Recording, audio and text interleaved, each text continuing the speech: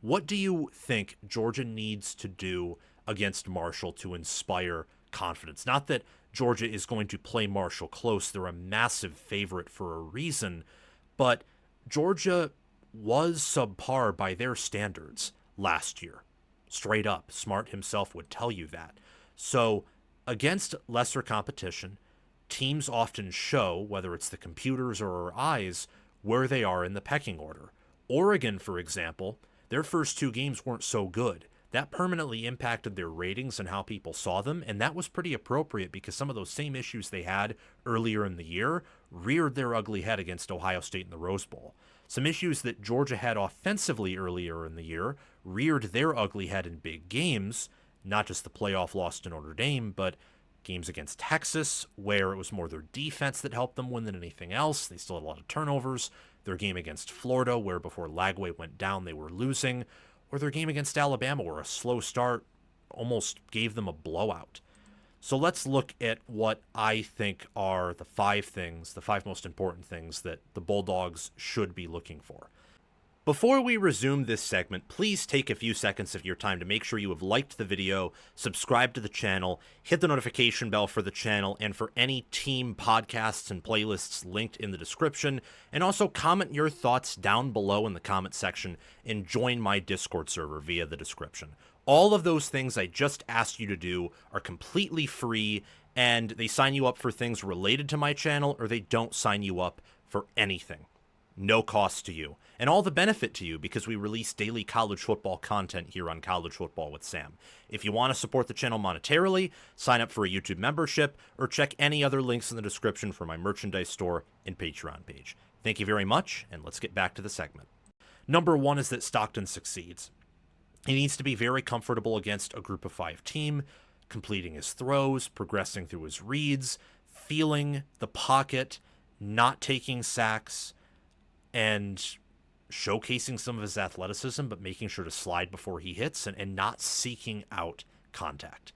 Number two, Marshall's a G5 school who lost their head coach and much of their roster.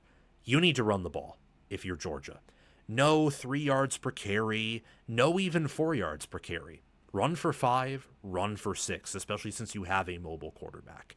Number three, with all the new change and the fact that Tony Gibson is a head coach for the first time in his career, give a shutout. Shut this team down. You have the defense, especially in relationship to your starters. If the backups give up a point in garbage time or a few points, is what it is. These starters should not let Marshall go down and score, especially since the roster is very new and very green. A lot of variability there, and Georgia's defense should be one of the best in America to open up the 2025 season. And speaking of the backups in garbage time, the backups need to be ready because Georgia plays an SEC schedule. It's the same thing for Big Ten teams, and maybe, though to a lesser extent, some Big 12 and ACC teams that play tough out-of-conference schedules.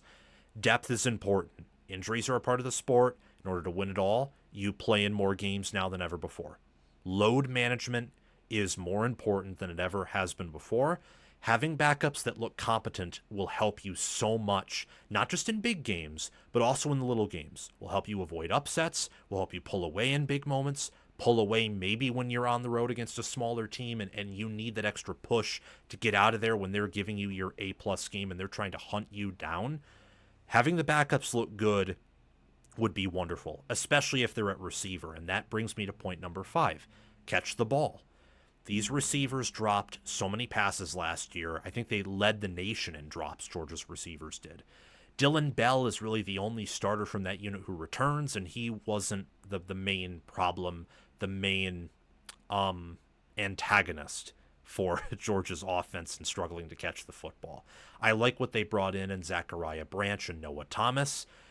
These receivers connecting with Stockton, catching the football, making some hard catches too, or catches where they get hit after they have contact with the ball.